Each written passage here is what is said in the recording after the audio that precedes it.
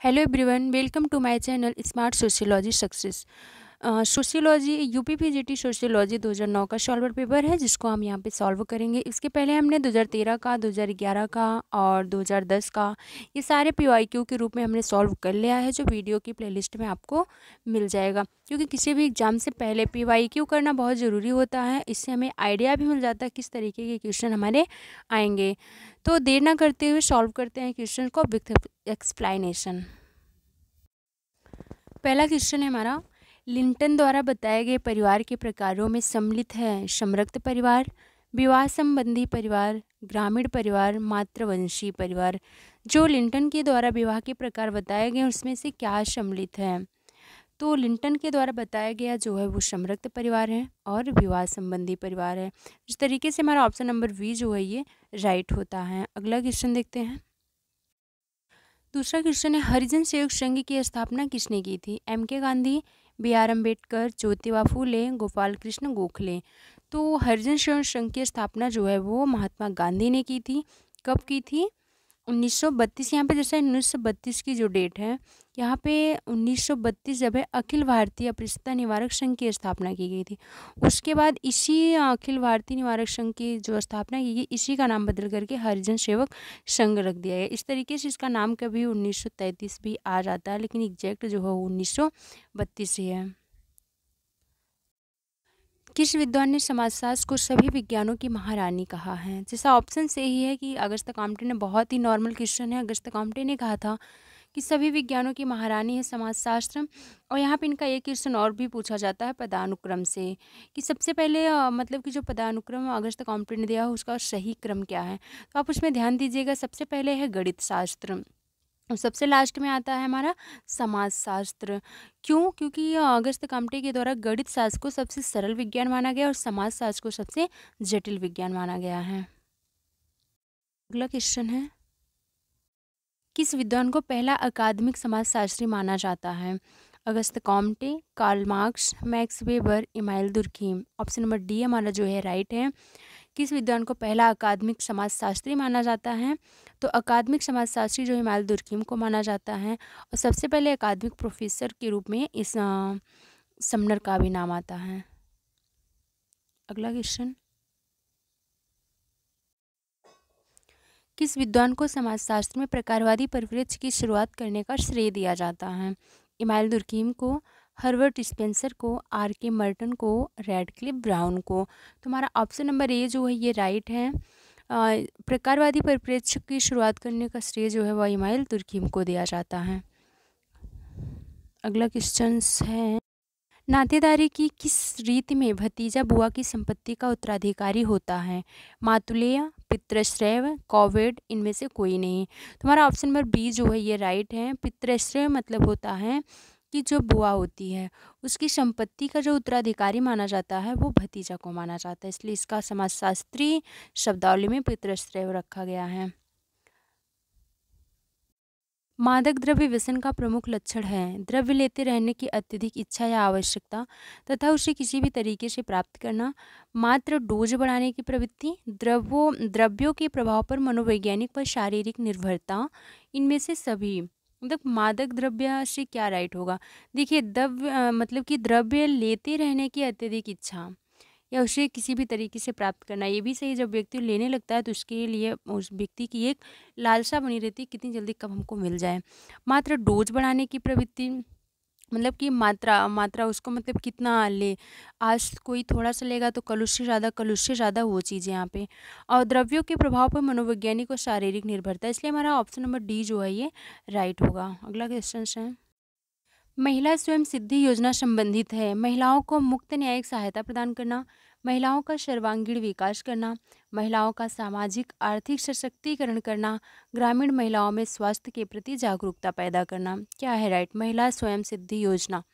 तो महिला स्वयं सिद्धि योजना से संबंधित जो ऑप्शन नंबर सी हमारा राइट है, महिलाओं का सामाजिक आर्थिक सशक्तिकरण करना। G.S. घुरिये ने जाति व्यवस्था के 6 लक्षण बताए हैं, निम्न में से कौन सा एक लक्षण शामिल नहीं है? पहला है समाज का खंडात्मक विभाजन, अपवित्रीकरण, संस्तरण, भोजन व सामाजिक व्यवहार पर नियंत्रण। तो इसलिए हमारा जो जी एस घुरिये ने बताया है ऑप्शन नंबर बी जो है अपवित्रीकरण की उन्होंने नहीं बताया हुआ है। वैसे इसमें जो व्याख्या हमने लिया हुआ इसलिए कि अच्छे से समझ में आ जाएगा, और यहाँ पे समय कम है मैं इसलिए एक्सप्लेन बहुत कम कर पा रही हूँ। अगला क्वेश्चन है, यह मान लेना सर्वथा अनुचित होगा कि अस्पृश्यता समाप्त हो जाने की घोषणा कर देने से अस्पृश्यों की समस्या समाप्त जो अस्पृश्यों की सामाजिक नियोग्यताएं हैं समाप्त हो गई। यह कथन है एम के गांधी का, के एम पडिक्कर का, ए आर देसाई का, डॉक्टर बी आर अम्बेडकर का।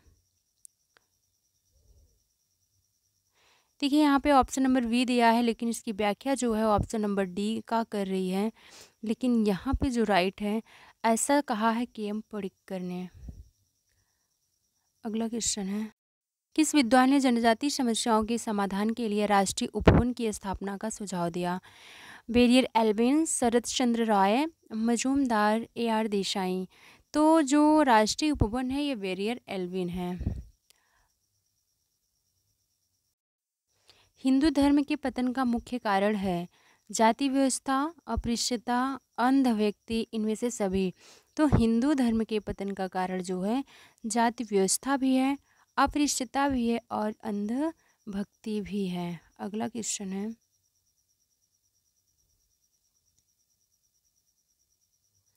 हिंदू समाज में आश्रम व्यवस्था को मानसिक तथा नैतिक आधार प्रदान करने वाली संस्था ही पुरुषार्थ है। हिंदू समाज में आश्रम व्यवस्था को मानसिक तथा नैतिक आधार प्रदान करने वाली संस्था ही पुरुषार्थ है। यह किसने कहा है?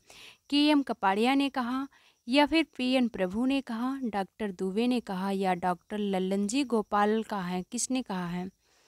तो इसमें जो है ये मेरा राइट आंसर है पी एन प्रभु का। पी एन प्रभु ने कहा था कि आश्रम व्यवस्था को मानसिक तथा नैतिक आधार प्रदान करने वाली संस्था को ही यहाँ पे पुरुषार्थ कहा जा रहा है। अगला क्वेश्चन है, परिवार के मूल्यांकन में मुख्य रूप से किस उपागम का प्रयोग किया जाता है? परिवार के मूल्यांकन के लिए प्रकारवादी, संरचनावादी, अंतःक्रियावादी, इनमें से सभी।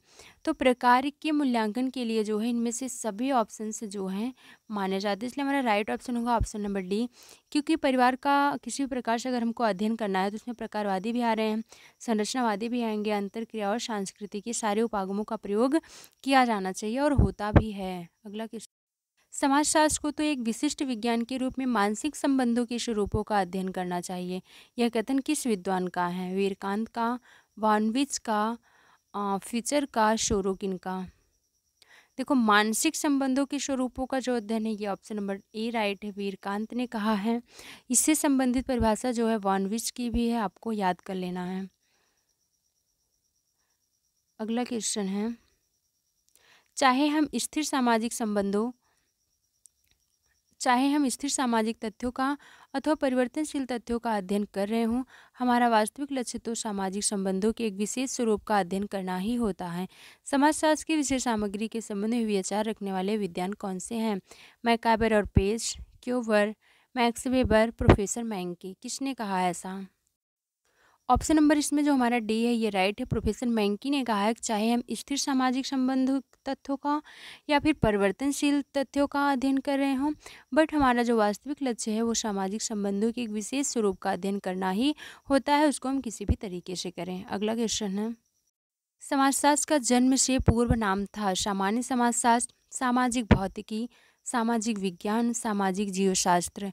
तो समाजशास्त्र का जन्म से पूर्व नाम था सामाजिक भौतिकी, उसके बाद समाजशास्त्र किसने रखा? अगस्त्य कॉम्टे ने रखा। अगला क्वेश्चन है, समाजशास्त्र का जन्म माना जाता है 1789 में, 1857 में, 1947 में, या फिर 1838 में। ऑप्शन नंबर सी जो है हमारा राइट आंसर 1838 में हुआ था। आपको कमेंट बॉक्स में बताना है कि 1789 में क्या हुआ था।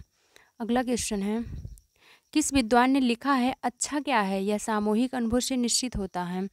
कोई भी दूसरों की तुलना में अच्छा है इसलिए अच्छा ही सामाजिक धारणा है। किसने कहा? मैकाइवर पेज, कार्नेजो, हॉबहाउस, वीरकांत। तो ऑप्शन नंबर बी हमारा राइट है। कार्नेजो ने कहा है कि अच्छा क्या है यह सामूहिक अनुभव से निश्चित होता है। कोई भी दूसरों की तुलना में अच्छा है इसलिए अच्छा ही सामाजिक धारणा है। अगला क्वेश्चन, वैश्वीकरण को आगे बढ़ाने हेतु प्रमुख प्रेरक तत्व हैं बाजार की खोज, बहुराष्ट्रीय निवेश, प्रौद्योगिक इलेक्ट्रॉनिक के नए उपकरण और कंप्यूटर से जुड़ा विश्व सूचना संकुल, इनमें से सभी। तो वैश्वीकरण बाजार की खोज भी शामिल है, बहुराष्ट्रीय निवेश भी शामिल है, प्रौद्योगिकी इलेक्ट्रॉनिक जो उपकरण होते हैं वो भी शामिल है। इसलिए हमारा राइट आंसर होगा ऑप्शन नंबर डी। अगला क्वेश्चन, संस्कृतिकरण वह प्रक्रिया है जिसके द्वारा कोई निम्न हिंदू जाति या कोई जनजाति अथवा अन्य समूह, जिसके द्वारा कोई निम्न हिंदू जाति या कोई जनजाति अथवा अन्य समूह किसी उच्च और प्रायः द्विज जाति की दिशा में अपने रीति रिवाज, कर्मकांड, विचारधारा और जीवन पद्धति को बदलता है, यह परिभाषा किसने दी है? Professor Shri M.N.. श्रीनिवास ने, प्रोफेसर योगेंद्र सिंह ने, के.एम. पडिक्कर ने या फिर डेनियल वर्नर ने। तो इसमें हमारा जो होगा ऑप्शन नंबर ए जो है राइट आंसर है कि ऐसी बातें या फिर हम कहें कि प्रभु जाति या द्विज की बातें कौन करता है? एम.एन. श्रीनिवास करते हैं। समाजशास्त्र विषय की उत्पत्ति कब हुई? 1914 में, 1919 में, 1838 में और 1947 में। उत्पत्ति 1838 में हुई, जब इसका नाम रखा गया सामाजिक भौतिकी नाम दिया, जिसे बदल करके 1838 में अगस्त कॉम्टे ने इसका नाम समाजशास्त्र रख दिया। अगला क्वेश्चन है, अगस्त कॉम्टे के अनुसार समाजशास्त्र समाज का विज्ञान है या फिर समाजशास्त्र सामाजिक संबंधों का विज्ञान है, या कहें कि समाजशास्त्र सामाजिक वास्तविकता का विज्ञान है, या फिर समाजशास्त्र सामाजिक व्यवस्था एवं प्रगति का विज्ञान है। क्या कहते हैं अगस्त कॉम्टे? तो अगस्त कॉम्टे कहते हैं कि समाजशास्त्र जो है वो समाजशास्त्र सामाजिक व्यवस्था एवं प्रगति का विज्ञान है। अगस्त कॉम्टे को देखो, समाजशास्त्र के पिता कौन माने जाते हैं? अगस्त कॉम्टे माने जाते हैं। प्रत्यक्षवाद और प्रत्यक्षवादी दर्शन के जन्मदाता कौन है? अगस्त कॉम्टे भी माने जाते हैं। हाँ, यहाँ पे आपको कमेंट में बताना है वास्तविक समाजशास्त्र का जनक कौन है। अगला क्वेश्चन है, कॉम्टे पर उस समय के सर्वप्रमुख किस दार्शनिक विचारक के विचारों का प्रभाव पड़ा था? सेंट साइमन का, कांट का, जे.एस. मिल का, ह्यूम का। तुम्हारा ऑप्शन नंबर ए राइट है, सेंट साइमन का पढ़ा हुआ था। यहाँ पे मैं हर जगह व्याख्या को ली हूँ, बट मैं अटेंड नहीं कर पा रही हूँ, तो इसको आप देखते समय वीडियो को पॉज करिएगा, व्याख्या को पढ़ के तब आगे निकलिएगा। जिसके पास बुक नहीं है उसके लिए बहुत ही ये फायदेमंद होगा। अगला क्वेश्चन है, अगस्त कॉम्टे का जन्म वर्ष व देश है? 1818 जर्मनी, 1798 फ्रांस, 1858 फ्रांस, 1864 जर्मनी। तो हमारा ऑप्शन नंबर बी जो है राइट है, 1798 में इनका जन्म हुआ था और फ्रांस में हुआ था। अगला क्वेश्चन है, सती किस प्रकार की आत्महत्या का उदाहरण है? विसंगति पूर्ण आत्महत्या, अहमवादी आत्महत्या, परार्थवादी आत्महत्या, इनमें से कोई भी नहीं। तो ऑप्शन नंबर सी जो है हमारा राइट है, परार्थवादी आत्महत्या है। क्यों? क्योंकि इसमें दूसरे के लिए बलिदान दिया जा रहा है। सती होना अपने लिए नहीं बल्कि दूसरों के लिए। जैसे अगर किसी प्रकार से जो जौहर होता है, सैनिकों की जो शहादत होती है, सारी हत्याएं जो है परार्थवादी आत्महत्या में आती हैं। अगला क्वेश्चन है, modern sociological theory and introduction पुस्तक के लेखक कौन है? पुस्तक क्या है? Modern sociological theory and introduction. पुस्तक के लेखक बेकर एंड फ्रांस कॉक, वी.सी. कोहेन, सी है FM. Abraham, NS. Timasheff, DM. Option number C जो है एस.एफ. अब्राहम, ये हमारा राइट आंसर है। इनकी बुक का क्या नाम है? FM. Abraham modern sociological theory and introduction पुस्तक है इनकी। अगला क्वेश्चन, 9 प्रकारवाद के समर्थक कौन हैं? तो Alexander, T Parsons, R K. Merton, M J. Levy. इसका राइट आंसर है अलेक्जेंडर। 9 प्रकारवाद के समर्थक जो है वो अलेक्जेंडर हैं। और इसमें अमेरिका में देखो दिया हुआ है कि अमेरिका में जेफरी अलेक्जेंडर, जर्मनी में निकोलस लोहमान, ब्रिटेन में मार्क्सवाद के संशोधित रूप में प्रस्तुत करने की इनकी प्रेरणाओं को जन्म दिया गया। अगला क्वेश्चन है, हर्बर्ट ब्लूमर का योगदान निम्न में से किसके अंतर्गत आता है? प्रतीकात्मक अंतःक्रियावाद का, लोक पद्धति शास्त्र का, प्रकारवाद का या फिर संरचनावाद का? तो हर्बर्ट ब्लूमर का जो है वो प्रतीकात्मक के अंतर्गत आता है, इसलिए यहाँ पे हमारा ऑप्शन होगा हर्बर्ट ब्लूमर के अकॉर्डिंग प्रतीकात्मक अंतःक्रियावाद। अंतःक्रिया से संबंधित बात करते हैं। इस वीडियो में हमने 30 क्वेश्चन को कर लिया, 30 क्वेश्चन को हम आगे की वीडियो में करेंगे। शॉर्ट वीडियो देखने में सही रहती है, लंबी वीडियो चाहे व्यक्ति देख नहीं पाता, बहुत मतलब पॉज करते करते भी मन नहीं करता, इसलिए शॉर्ट वीडियो जिसमें 30 क्वेश्चन हो गए, 30 क्वेश्चन अगली वीडियो मिलेंगे। Thanks for watching video.